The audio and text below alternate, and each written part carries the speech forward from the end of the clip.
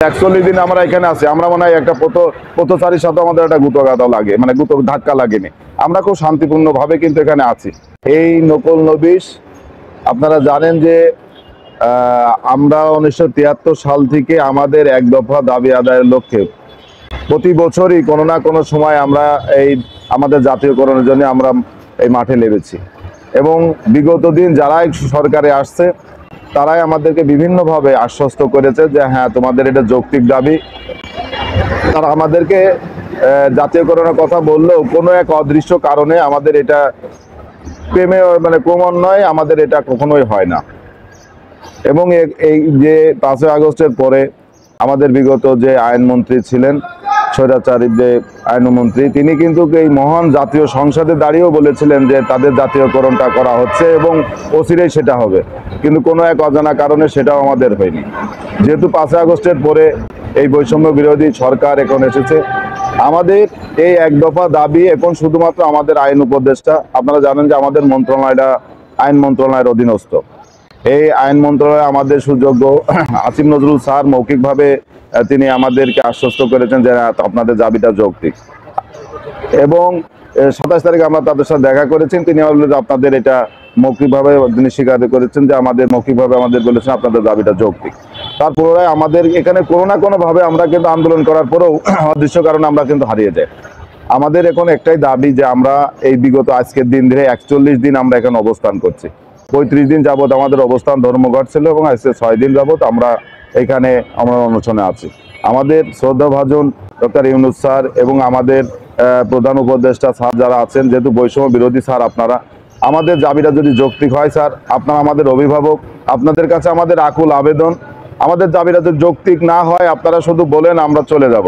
আর যেহেতু আমরা সারা জীবন শুধু ধোঁকাই খেয়ে গেছি, আপনাদের কাছে আমাদের আকুল আবেদন যে আপনারা আমাদের দাবিটা মেনে নিয়ে আমাদের ঘরে ফেরার দায়িত্বটা দেন। আপনারা যদি বলেন যে আমাদের দাবিটা কেন যৌক্তিক, আপনারা জানেন যে বাংলাদেশের দ্বিতীয় রাজস্ব খাত আমরা দিয়ে থাকি, এই সরকারকে আমরা দ্বিতীয় রাজস্ব খাত আমাদের মন্ত্রণালয়, এবং এই রেজিস্ট্রি অফিসের আমরা যে কাজগুলো করে থাকি অনেক গুরুত্বপূর্ণ কাজ। প্রতিটা মানুষের যে সম্পত্তি আছে সেটা আমরা লিপিবদ্ধ করি বালামে। এই লিপিবদ্ধর কারণে যদি কোনো ভুল হয় তাহলে সেই দায়ভারটা কিন্তু আমাদের নিতে হয়। এবং এমনকি আমরা সরকারের গুরুত্বপূর্ণ কাজ করার পরেও আমরা বেসরকারিভাবে আছি। আপনারা জানেন যে আমাদের এই ডিপার্টমেন্টের 100%-এ 70% নারী সদস্য। একটা নারী কখনোই তার মাতৃকালীন ছুটি পর্যন্ত পায় না, ভাতা তো প্রশ্নই আসে না। তা আমাদের সর্বদিকে আমাদের কাছে একটাই দাবি যে স্যার আমাদের এই দাবিটা আপনারা যৌক্তিক যদি মনে করেন তাহলে মেনে নেন।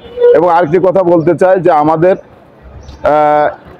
যে সরকারের কি অন্য কোনো ফান্ড লাগবে কিনা, আমাদের কোনো ফান্ড সরকারের অন্য কোনো খাত থেকে আনা লাগবে না। আমাদের এই দলিল রেজিস্ট্রি হওয়ার পরে 60 টাকা প্রতি পাতায় সরকারের লোকে আমাদের জনগণ নগদ আদায় করে, এখান থেকে আমাদের 36 টাকা দেয়, আর বাদ বাকি 24 টাকা সরকারের রাজস্ব খাতে চলে যায়। আমাদের এই টাকা দিয়েও যদি রাজস্ব জাতীয়করণ করা হয় অন্য কোনো ফান্ড সরকারের অন্যভাবে আনা লাগবে না।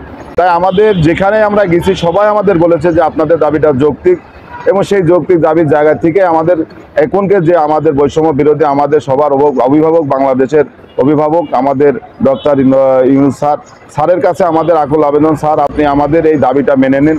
বিগত দিন যারা আমাদেরকে বিভিন্নভাবে ভেবে রেখেছে, আর যদি আমাদের দাবিটা না মানেন আপনি আমাদেরকে বলেন, আমরা দরকার হয় আমরা সবাই চলে যাব যার যার কাজে। তবু যেহেতু আপনারা আমাদের আশ্বস্ত করেছেন, তাই আমাদের একটা লিখিতভাবে এইখান থেকে আমাদের অনেক ছেলে মেয়ে, আমাদের ভাই বোনেরা কিন্তু অসুস্থ, অনেক হাসপাতালে আছে, এখানে আপনারা দেখছেন। কারণ আমাদের এই 16,000 পরিবার, আমরা কিন্তু যদি এখানে আসতাম হয়তো মানুষের অনেক ক্ষয়ক্ষতি হতো। আপনারা সবাই দেখছেন যে 41 দিন আমরা এখানে আছি, আমরা মনে হয় একটা পথচারীর সাথে আমাদের একটা গুঁতো লাগে, মানে গুঁতো ধাক্কা লাগেনি। আমরা খুব শান্তিপূর্ণভাবে কিন্তু এখানে আছি।